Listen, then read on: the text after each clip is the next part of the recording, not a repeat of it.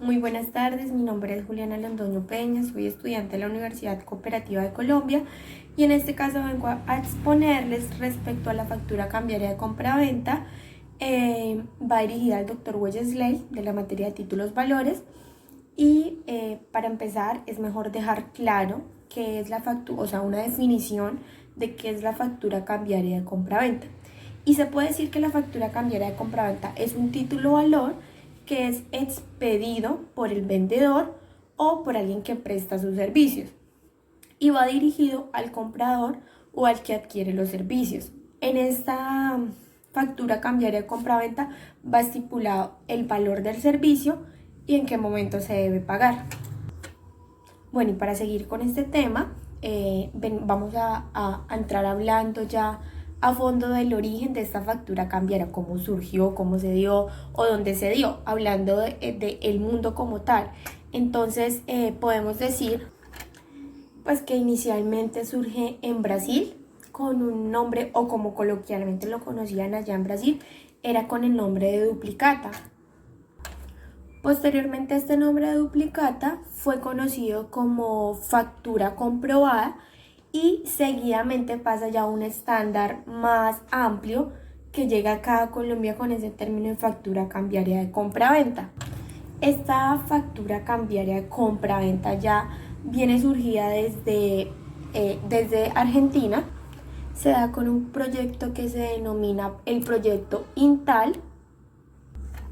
Y para seguir con el tema, voy a hablarles de unas características que son muy fundamentales en la factura cambiaria de compraventa. O sea, las características, en este caso vengo a hablarles de dos. La primera, entonces decimos que la primera podemos decir que es un título valor de contenido crediticio.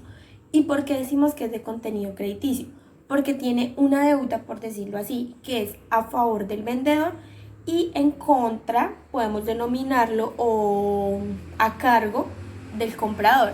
Y la segunda es que es un título valor causal. Pero ustedes se preguntarán, ¿por qué es un título valor causal? Y es un título valor causal porque como les venía diciendo, representa como la existencia de un contrato de compra-venta que es previamente identificable, o sea que se puede ver la mercancía en la que se está otorgando o la mercancía en la que está siendo como parte de esta factura. Bueno, y para seguir con el tema, me parece muy fundamental dejar explicado acá unos requisitos que encontré en el artículo 617 del Estatuto Tributario respecto a la factura cambiaria de compraventa que me parecieron súper fundamentales y quisiera dejarlos plasmados en este video para dejar constancia. Y el primero de los requisitos, y que es súper fundamental, es que la factura cambiaria de compraventa debe estar denominada expresamente pues con ese nombre como, o sea, sí, debe estar expresamente denominada con nombre de factura de venta. Eso es súper importante y lo dice el Estatuto Tributario. Seguidamente encontramos que dentro de esta factura cambiaria de compraventa debe estar plenamente diligenciado que los nombres, los apellidos, de no ser así, pues la razón social con la que se conoce este establecimiento, pues el establecimiento que presta el servicio, el NID o el NID del vendedor o de la persona, como ya antiguamente se los dije, que presta el servicio como tal. Después de estar plenamente diligenciado con lo que ya les había comentado, debe tener una fecha de expedición, porque es muy fundamental que vean la fecha de expedición por si en algún momento quieren hacer algún tipo de reclamación para contar los términos. Y claro que es imposible que falte dentro de esta factura de estar estipulado el valor total de la operación. Dentro de este artículo, el 617 del Estatuto Tributario, encontramos muchos más requisitos, que en total son 8, pero yo me tomé la tarea y yo para mí saqué los más importantes, que fue los que le dije, pues la fecha, el nombre, el NID, pues cómo está, que debe estar denominada expresamente como una factura de venta, la fecha de expedición, el valor total de la compra, y pues para mí me parecieron los más importantes y por eso quise traerlos a colofón como en esta exposición. Y seguidamente, ya hablando más un poquito pues de la factura cambiaria de compra-venta y eso, quisiera hablarles también de la factura cambiaria electrónica, ya que lo que estamos viviendo ahorita con esta pandemia y todo lo que estamos pasando, ha sido muy fundamental el tema de que todo sea electrónico. Entonces quisiera aclararles o darles a conocer la factura electrónica, sus medios, sus requisitos. Entonces vamos a empezar en qué es la factura cambiaria electrónica. Y podemos hablar que frente a la reglamentación de la factura cambiaria electrónica es igual que la física. Simplemente lo único que cambia es que se va a hacer por medio electrónico, o sea, todo lo estipulado en cuanto a los requisitos y eso se va a hacer estipulado. Y la física, o sea, es igual que una física, o sea, ya que pues es un documento que se encarga de soportar la venta y la compra de bienes inmuebles, de prestar servicios y ese tipo de cosas. Entonces por eso tienen más o menos la misma característica. O sea, ¿qué quiere decir esto? Que una característica súper especial de esta factura electrónica es que ¿cómo les digo? Se expide y se entrega de la misma manera, electrónica. Es muy importante que destaquemos que dentro de esta factura electrónica debe ir o sea, estipulada quién está obligado a facturar, quién está obligado a recibir y, obvio, pues quién se encarga de la generación de esta factura electrónica. Esta factura electrónica podemos decir que sea con un fin, o sea, es como con un fin de manifestación y de control fiscal, se puede decir así. O sea, lo que busca es que por medio de estas facturas electrónicas se tenga un control fiscal de los servicios que se prestan o de las empresas que están prestando este servicio. Y podemos hablar que las características que cuentan estas facturas electrónicas es que estos cuentan como con un formato electrónico especial que se da por XML. De la misma manera tienen que tener un seriado, que es lo que exige, por decirlo así, la DIAN para que se lleven a cabo estas facturas electrónicas. Incluye también el código único de factura electrónica, que es el CUFE.